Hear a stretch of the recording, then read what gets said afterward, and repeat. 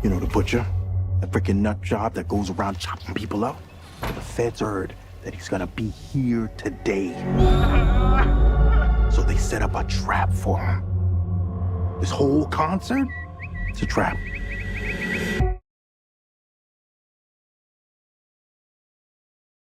Wow, so here we go. We have Trap, which we're going to be reviewing today, which is M. Night Shyamalan's latest and greatest. This film kind of takes place with the main character, Cooper, who is nicknamed Butcher for a reason that you'll find out in the films, for his crimes that he's committed. But he's taken his daughter, who's this cute girl called Riley, to this concert. And the concert involves this singer called Black Raven, who is this like kind of stardom singer for like girls that are aged 10 to 15 sort of thing. Anyway, Butcher, in the form of Cooper, realises pretty quickly that this whole event is pretty much a trap placed by the Philadelphia SWAT team and police force, because they know he's going to be there, but they don't know what he looks like. So that creates a bit of suspension that they know he's in the arena, but their job is to try and find him on that day. But anyway, Alex, what did we make of this experience, M. Night Shyamalan film? Yeah, it's funny because I just realized Riley reminded me a lot of Riley from Inside Out. It's the same name, Yes. same age. Yes, it looks a little bit like Riley from Inside Out, and it behaves like her Well too. said, yeah.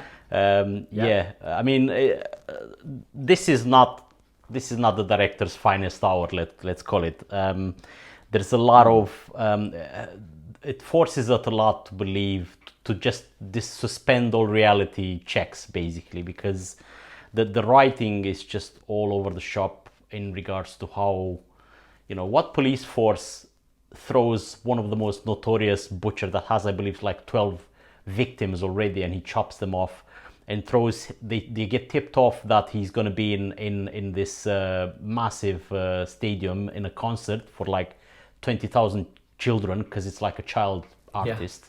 Yeah. And they go, oh, let's entrap him here with 20,000 children, and just try and catch him that way. It's like, if he's that dangerous and crazy, he's going to use the children as bait, and he's no police force in the right mind will just go, oh yeah, let's close him up in here and see what he does. Like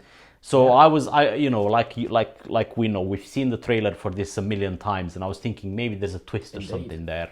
But it wasn't, and that just already made me think, this is a film buzz, right? That you need to it needs to be grounded and realistic, because these people, unfortunately, these criminals exist, and it needs to be very true to reality. Like Longlegs, for example, right? The villain in Longlegs is very believable. This is the thing. Here, it is very believable. I don't even know who was the villain. What did you think? Yeah.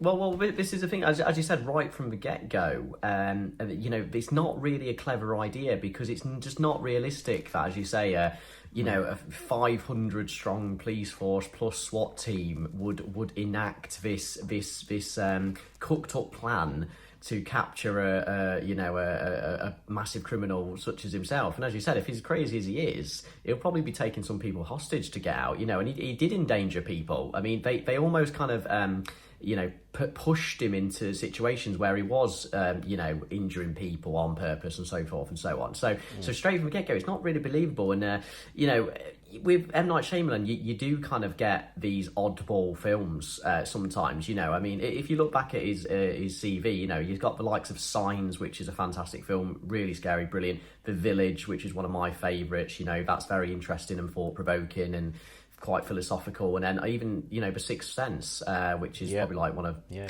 Bruce Willis's finest hours, So those are fantastic. But then on the other hand, you've got The Happening, which is just a really odd film about some like airborne virus that no one really knows what's going on. And then obviously you've got, is it The Last Airbender? And, these films are just complete washaways and they don't really work. With Trap, I'm not sure where it lies yet, because there were parts of it that I did enjoy, but there were parts which I thought were just damn right cringeworthy, and then there were parts that just felt like the writing wasn't on point at all. But what did you make of the whole 1 hour 45 minutes, Alex? In its entirety. I mean, to be honest, I wished the whole stadium sequence, which is pretty much half of the film, if not a bit more.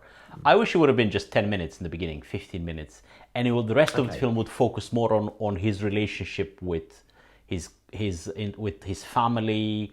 You know, if this big massive celebrity ends up around them and involved in his family lifestyle in any shape or form, that would have been even more interesting, because we're talking about, you know, the celebrity status today and how much power she has, this child, Lady Raven, I think she's called, and all of that stuff. I thought that was much more interesting, and I thought the position that the wife is in is also more unexplored. It wasn't unexplored in the film. That's what I would have liked to see more. Yeah. Not all of this.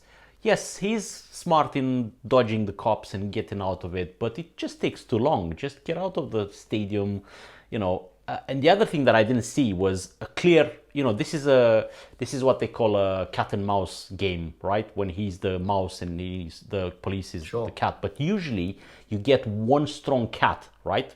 You get a police officer that is switched on, knows everything, knows exact, push all the right buttons, and feels like entraps them closely. The walls are getting closer and closer around him. Here, none of that. There's a lady, FBI agent. There is a lady. Yeah. And we don't see how smart she is. She's not even up to that level of smartness as he is dodging the cops. That's what I felt that was missing too. Didn't you think? Yeah, no, I'd agree with that. That there was a character that was meant to kind of be his. I think her name was Josephine or something, and again, she doesn't really. It doesn't get explained that how she knows about his background and how she's done a psych profile on him, and she'll know what his next move is.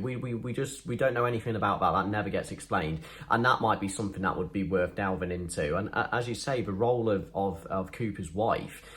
You know, and especially towards the end of the film, that she had a major role to play in the whole concert arena thing being set up. That never gets delved into, and it probably could have done earlier on in the film if it wasn't so much screen time on this concert thing. It was rushed at the end. It was rushed at the end to explain quickly what she's done, and literally she has to just say it.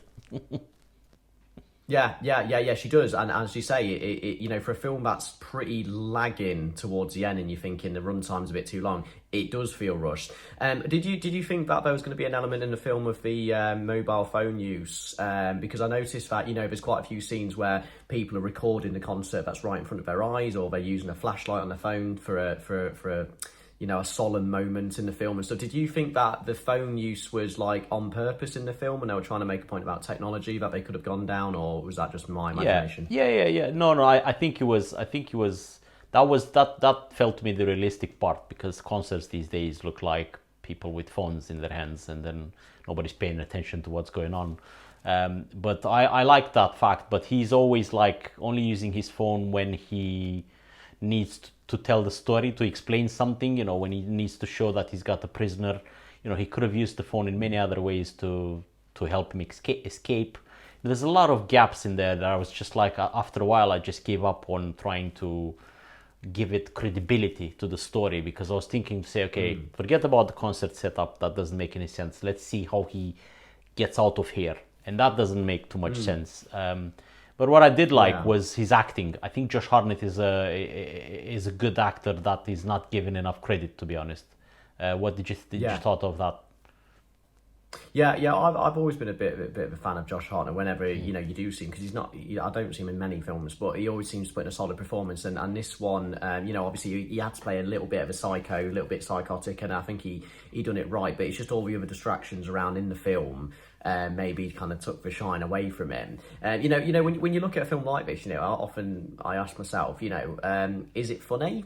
Not really. You know, was it scary? Not really. Was it action-packed? Not really. I'm not sure what the key audience is. What do you think this film was meant to be, or what do you think it was trying to be, Alex? I don't know. Maybe I felt. Actually, this is a good point. Going into this cinema, I felt like him at that concert.